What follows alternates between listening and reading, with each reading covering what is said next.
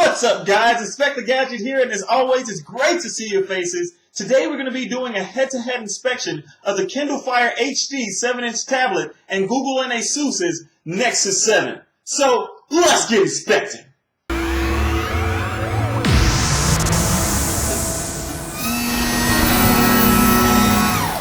Okay, so let's take a look at hardware.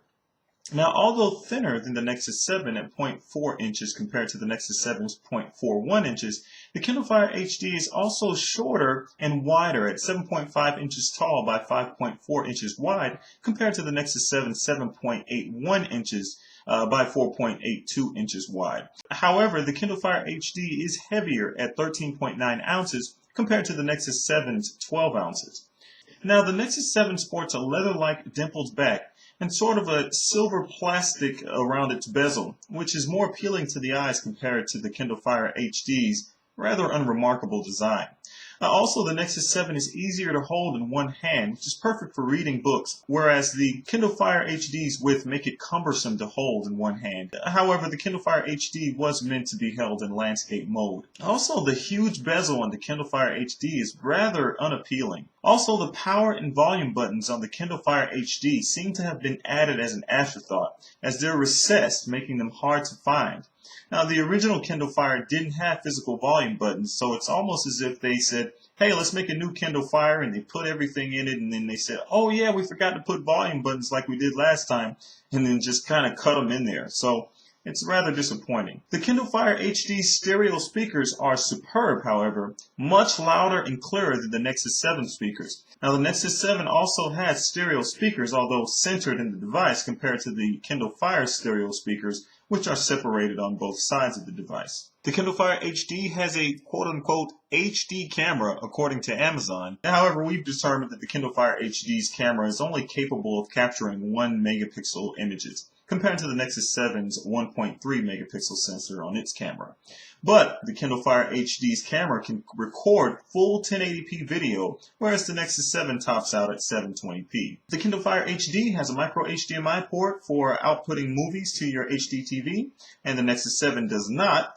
Both of them have a micro USB port, but the Kindle Fire HD does not come with a wall charger. Now, Amazon is charging an additional $9.99 for a wall charger. However, the Nexus 7 included the wall charger and the micro USB cable. So that's rather disappointing. The Kindle Fire HD Wi-Fi model comes with 16 gigabytes of storage for $199 compared to the Nexus 7's 8 gigabytes of storage capacity for the same price. Now, both have a 3.5 millimeter headphone jack, and neither has expandable flash memory. However, the Nexus 7 supports expandable memory and peripherals via USB OTG, and the Kindle Fire HD does not. Now, both have Bluetooth. However, the Nexus 7 has GPS and NFC, which is near-field communication, allowing you to make purchases with your device. And also allowing you to do things like Android Beam, which allows you to send data, information, web pages, playlists, and things like that from one Android device running Android Jellybean 4.1 to another. Now, both have IPS displays at 1280 by 800 pixel HD resolution, which equates to 216 pixels per inch. But the Kindle Fire HD's display steals the show with its brilliant color saturation, brighter screen, and deeper blacks. However, the whites appear a dullish yellow compared to the Nexus 7's. Next to the Kindle Fire HD, the Nexus 7's display seems washed out, although it has decent blacks and its whites are more pure than the Fire HD. Now, the Nexus 7's display issues have been attributed to poor factory calibration and may be fixed with a firmware update. However, without looking at both devices side by side, the Nexus 7's colors seem fine and appear more natural. Now, let's talk about the system on chip. Now, the Kindle Fire HD 7-inch tablet comes with a 1.2 GHz Texas Instruments OMAP 4460 dual-core processor with an SGX 544 GPU, which is notably the same as the one in the iPad, except that it doesn't have dual cores, and both devices have 1 GB of RAM. Now, the Nexus 7 comes with 1.3 GHz Tegra 3 quad-core processor with a 416 MHz ULP 12-core GeForce GPU. Now, in recent reports, benchmarks showed the Tegra 3 outperforms the TI OMAP 4460 by 85 to 192%. And on the graphics side, the Tegra 3 beat the OMAP 4460 by 52 to 53%. Now we put these SoCs to the test, and I gotta say we got similar results. The Nexus 7 puts out the HD Kindle's fire when it comes to performance. Now, the Fire HD has a dual band MIMO Wi-Fi. Now, this is supposed to increase Wi-Fi performance, but we didn't see any improvements in speed over the Nexus 7. Now, when it comes to software, the Kindle Fire HD is the illegitimate child of Android with its heavily skinned overlay atop ice cream sandwich. Now, this makes for a laggy and unappealing UI and a lack of functionality, as Amazon has completely locked Google out of the development of the Kindle Fire HD. This means no Google search, no Google Now. Google, will I need an umbrella today? No, rain is not expected today in Stone Mountain. The forecast for today is 73 degrees and mostly sunny. No Google Voice search or speech-to-text, Gmail, Google Maps, YouTube app, or Google Calendar syncing, and most importantly, no Google Play Store, among other things. Now, the home screen is a simple carousel that is functional, but not as practical and not at all customizable compared to the Nexus 7 running the latest version of Android in 4.1.1 Jellybean. Now, here you get a fully featured tablet with 5 home screens, widgets and folders to quickly access your favorite apps and content, and full customization options to personalize your tablet. With Jellybean's integrated task manager, you can readily dismiss unused applications or switch between them, a feat only accomplished by rummaging through the settings menu on the Kindle Fire HD. With 4.1 Jellybean, I can honestly say Google makes my life easier. Amazon, not so much. The ability to speak a question into Google search and instantly get the answer I needed, or getting info I need when I need it without asking with Google Now, makes me feel the future has arrived. Also, knowing I'll get the latest OS updates directly from Google gives me security from rapid obsolescence. Now, this security is not found in the Kindle Fire HD and its half-Droid operating system. When juxtaposed objectively with the Nexus 7, the Kindle Fire HD is exposed as an Android imposter masquerading as a tablet computer. Now, Google is even beginning to outdo the Kindle Fire HD at what it should do best: books. In my test between the two, I surprisingly found the Google Books app more useful and visually appealing with its page turn animation, integrated Google Now cards, maps, and translate functionality. Admittedly, Amazon's X-ray feature is cool and could prove useful when reading a book series or if you can't quite remember a character or its interactions with other characters.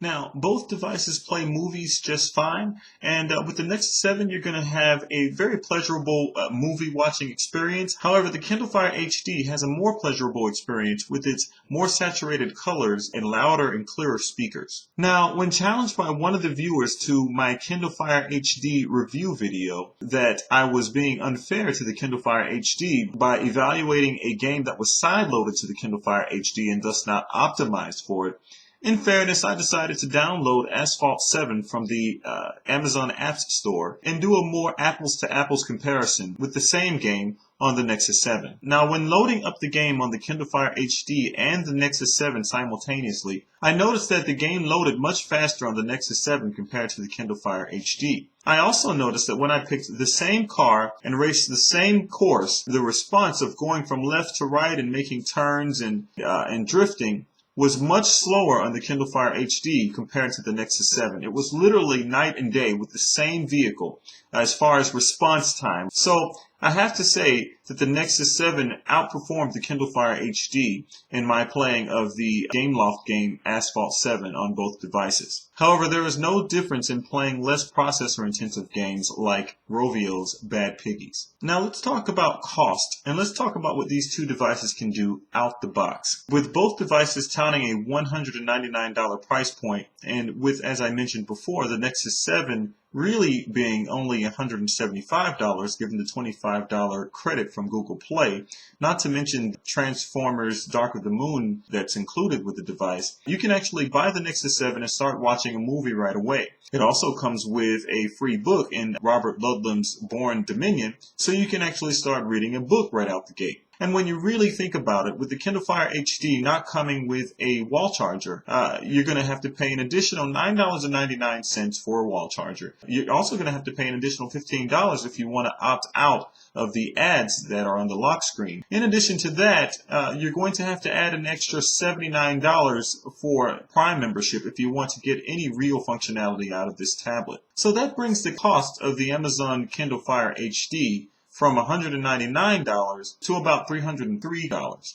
So really what we're comparing is a $303 tablet to that of a $175 tablet. In addition to that, if you couple the Netflix app with the Nexus 7, then you're actually getting access to thousands and thousands of movies and TV shows for $7.99 per month. When compared to the Kindle Fire HD's offering of Amazon Prime membership at the equivalent of $6.67 per month, you get access to some movies and TV shows. So, which is the clear winner?